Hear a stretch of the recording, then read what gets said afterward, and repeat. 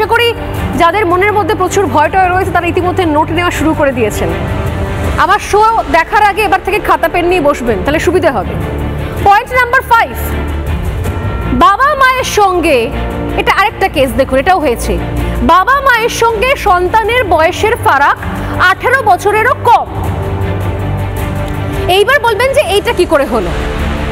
এইটা কিন্তু একেবারেই অসম্ভব, কারণ এই সময় দাঁড়িয়ে ইনফ্যাক্ট অনেক বছর ধরে 18 বছরের নিচে সন্তান হওয়াটা বা বিয়ে হওয়াটা একদম আইনত অপরাধ। এবার কি করে হচ্ছে? পরপর কয়েকটা ঘটনা আমার মাথাতে এক্ষুনি আসছে। দক্ষিণ 24 পরগনা, উত্তর 24 পরগনার ঘটনা, কয়েকটা ঘটনা এক্ষুনি মনে আসছে। ওপার থেকে এসেছিলেন এপারে, ভুল মানে নদী পথে কাঁটাতার টপকে বেড়া টপকে এসেছে, আসার পর এপারে একটা মেয়েকে ঠিক করে নিয়েছে বিয়ে করবে বলে, তার সঙ্গে প্রেমের সম্পর্ক করেছে, তাকে বিয়ে করে নিয়েছে। ওপার থেকে এসেছে, নাম তার ধর্ম হচ্ছে, নাম ধর্ম অনুযায়ী বোঝা যাচ্ছে যে সে একটি মুসলমান ছেলে, এপারে এসে একটা মুসলমান মেয়েকে বিয়ে করে নিয়েছে প্রেমের সম্পর্কে।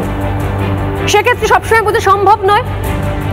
দেখেছে ধর্ম এক, ওপারের না এপারের বুঝতে পারিনি।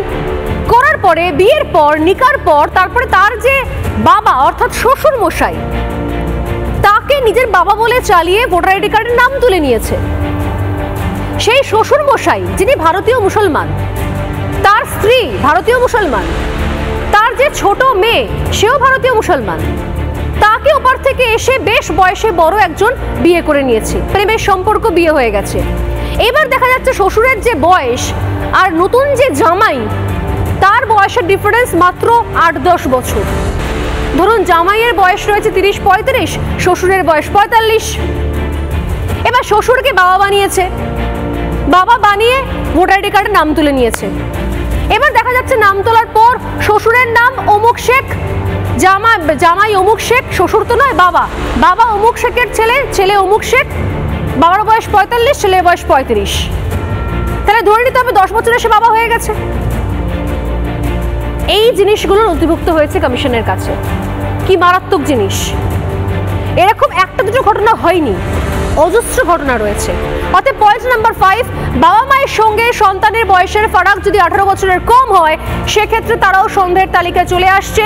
নির্বাচন কমিশন সূত্রে খবর যে এদের ক্ষেত্রেও ডাবল চেক, ট্রিপল চেক করতে হবে, অর্থাৎ এক্ষেত্রেও আরো বেশি করে যাচাই করতে হবে।